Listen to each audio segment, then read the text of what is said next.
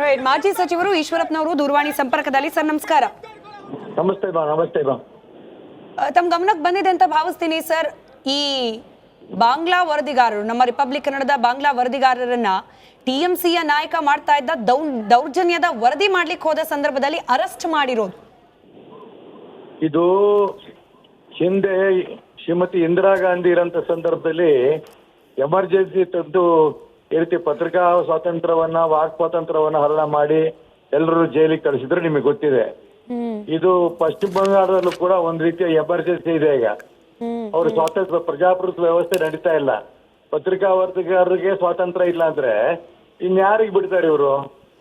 ಅದು ಕೂಡ ದೌರ್ಜನ್ಯ ನಡೆಸಿ ಅತ್ಯಾಚಾರ ನಡೀತಾ ಇರೋಂಥ ಸಂದರ್ಭದಲ್ಲಿ ಆ ಎಮರ್ಜೆನ್ಸಿಲೆಲ್ಲರೂ ಕೂಡ ಈ ಅತ್ಯಾಚಾರದ ಬಗ್ಗೆ ಸ್ವಲ್ಪನೂ ಕೂಡ ವರದಿಗಳು ಇರ್ತಿರ್ಲಿಲ್ಲ. ಈ ಅತ್ಯಾಚಾರ ಮಾಡ್ತಿರೋಂಥ ರಾಜಕಾರಣಿಗಳ ಬಗ್ಗೆ ವರದಿ ಮಾಡಿದ್ರು ಟಿಎಂಸಿ ನಾಯಕರು ಮಾಡ್ತಿರೋಂಥ ದೌರ್ಜನ್ಯ ಇದು. ಎಮರ್ಜೆನ್ಸಿಗೂ ಮೀರಿ ಪಶ್ಚಿಮ ಬಂಗಾಳದಲ್ಲಿ ಈಗ ಇದನ್ನ ಪತ್ರಿಕಾ ಸ್ವಾತಂತ್ರ್ಯ ಹಾಳಾಗ್ತಿರೋದು ತುಂಬಾ ಖಂಡನೀಯ. ಇದು ಖಂಡಿಸ್ತೇನೆ. ಇದಕ್ಕೆ ನಾನು ಪ್ರಧಾನಮಂತ್ರಿ ನರೇಂದ್ರ ಮೋದಿ ಹೇಳಕ್ಕೆ ಇಷ್ಟಪಡ್ತೇನೆ. ಇದ್ರ ಬಗ್ಗೆ ತಾವು ಕೂಡ ಮಧ್ಯ ಪ್ರವೇಶ ಮಾಡಿ ಆ ಪಶ್ಚಿಮ ಬಂಗಾಳದ ಸರ್ಕಾರದ ಬಗ್ಗೆ ಏನು ಕ್ರಮ ತಗೋಬೇಕು ಅಂತ ಯೋಚನೆ ಮಾಡಬೇಕು ಅಂತ ನಾನು ಈ ಸಂದರ್ಭದಲ್ಲಿ ಒತ್ತಾಯ ಮಾಡ್ತೇನೆ. ಮತ್ತು ಬಹಳ ಪ್ರಜಾಪ್ರಭುತ್ವಕ್ಕೆ ಮಾತಾಡ್ತಾ ಇರಂತ ಮಮತಾ ಬ್ಯಾನರ್ಜಿ ಅವರು, ಅವ್ರ ಬಗ್ಗೆ ಈ ನಮ್ಮೆಲ್ಲರೂ ಕೂಡ ಇವತ್ತು ಬಹಳ ಕೆಟ್ಟ ಅಭಿಪ್ರಾಯ ಬರ್ತಾ ಇದೆ.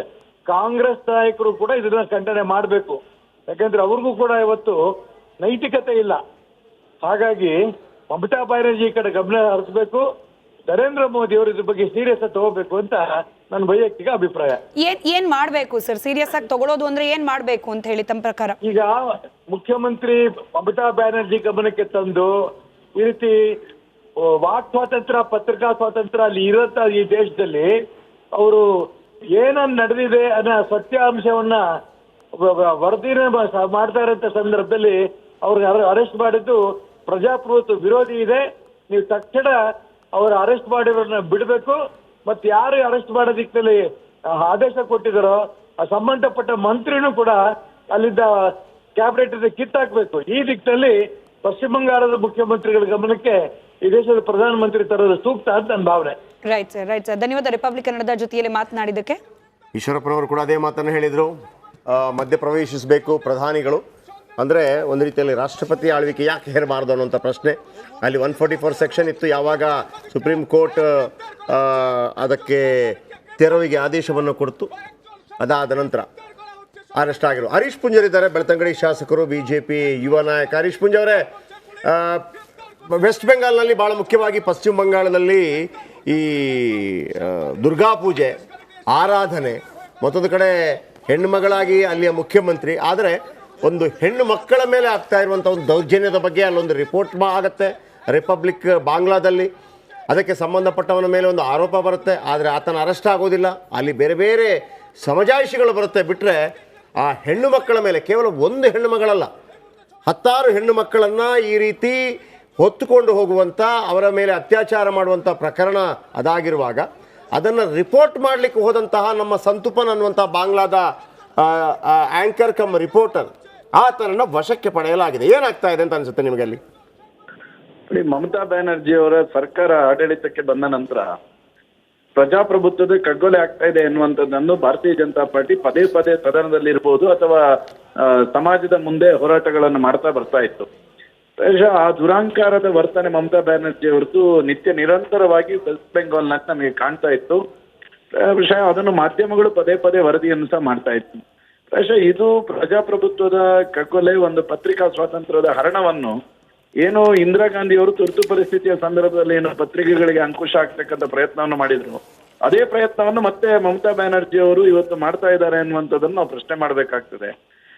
ಈ ರೀತಿಯ ವರ್ತನೆಯನ್ನು ಕೇಂದ್ರ ಸರ್ಕಾರ ತಕ್ಷಣ ಇದನ್ನು ಗಂಭೀರವಾಗಿ ಪರಿಗಣಿಸಿ, ಖಂಡಿತವಾಗಿಯೂ ಇಲ್ಲಿ ಇವತ್ತು ಅರಾಜಕತೆ ಆಗ್ತಾ ಇರ್ತಕ್ಕಂಥದ್ದನ್ನು ಇಡೀ ರಾಜ್ಯದ ಜನ ಒಪ್ಪಿಕೊಂಡಿರ್ತಕ್ಕಂಥದ್ದು. ಭಾರತೀಯ ಜನತಾ ಪಾರ್ಟಿ ಪದೇ ಪದೇ ಹೋರಾಟಗಳನ್ನು ಮಾಡ್ತಕ್ಕಂಥದ್ದು. ಭಾರತೀಯ ಜನತಾ ಪಾರ್ಟಿ ಅನೇಕ ನಾಯಕರುಗಳು ಕೇಸ್ ಹಾಕೊಂಡು ಇವತ್ತು ಜೈಲಿನಲ್ಲಿದ್ದಾರೆ.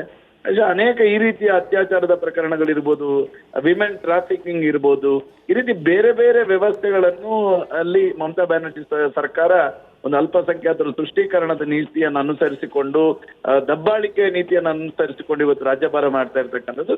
ತಕ್ಷಣ ಕೇಂದ್ರ ಸರ್ಕಾರ ಮಧ್ಯಪ್ರವೇಶ ಮಾಡಿ ಅಲ್ಲಿ ರಾಷ್ಟ್ರಪತಿ ಆಳ್ವಿಕೆಯನ್ನು ತರಬೇಕು. ಈ ರೀತಿಯ ಪ್ರಜಾಪ್ರಭುತ್ವ ವಿರೋಧಿ ಆಡಳಿತಕ್ಕೆ ಒಂದು ಅಂಕುಶ ಹಾಕ್ತಕ್ಕಂಥ ಪ್ರಯತ್ನವನ್ನು ಮಾಡಬೇಕೆನ್ನುವಂತ ಆಗ್ರಹವನ್ನು ನಾವು ಮಾಡ್ತಾ ಇದ್ದೀವಿ. ಬಟ್ ಹರೀಶ್ ಪೂಂಜಾ ಅವರೇ, ವಿರೋಧ ಪಕ್ಷಗಳು ಅಂದ್ರೆ ನಾನು ಕೇಂದ್ರೀಯ ಮಟ್ಟದಲ್ಲಿ ಹೇಳ್ತಾ ಇದ್ದೀನಿ, ರಾಷ್ಟ್ರೀಯ ಮಟ್ಟದಲ್ಲಿ ವಿರೋಧ ಪಕ್ಷಗಳು ಮೋದಿ ಅವ್ರು ಬಂದ್ಮೇಲೆ ಪತ್ರಿಕಾ ಸ್ವಾತಂತ್ರ್ಯವೇ ಇಲ್ಲ, ಒಂದು ಪ್ರೆಸ್ ಮೀಟ್ ಮಾಡಿಲ್ಲ ಪ್ರಧಾನಿಗಳಾದ್ಮೇಲೆ ಅವರು ಅಂತ ಹೇಳಿ ಪತ್ರಿಕಾ ಸ್ವಾತಂತ್ರ್ಯದ ವಿಚಾರದಲ್ಲಿ ನಿಮ್ಮ ಪಕ್ಷವನ್ನ ದೂಷಿಸೋದನ್ನ ನೀವು ಕೂಡ ಗಮನಿಸಿರ್ತೀರಿ. ನೋಡಿ, ಒಂದು ಪ್ರೆಸ್ ಮೀಟ್ ಮಾಡ್ಲಿಲ್ಲ ಎನ್ನುವಂತ ಕಾರಣಕ್ಕೋಸ್ಕರ ಪತ್ರಿಕೆಯವರಿಗೆ ಗೌರವ ಕೊಡ್ತಾ ಇಲ್ಲ ಅಂತ ಹೇಳುವಂತದ್ದಲ್ಲ.